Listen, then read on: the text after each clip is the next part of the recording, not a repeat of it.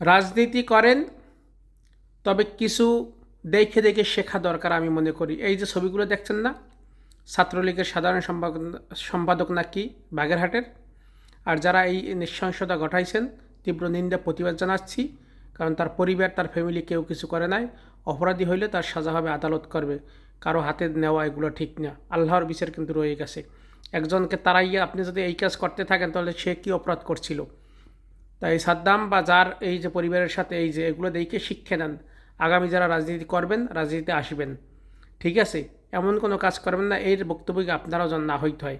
এবং এই নিন্দনীয় কাজ, ধিক্কার, তীব্র নিন্দা জানাচ্ছি। কারণ এগুলো কোনোভাবেই একটা সভ্য সমাজে সম্ভব না। যার জন্য মানুষকে আপনারা তাড়াইছেন, সেই কাজ যদি আপনারাও করেন, আপনারা ভালো কোথায়?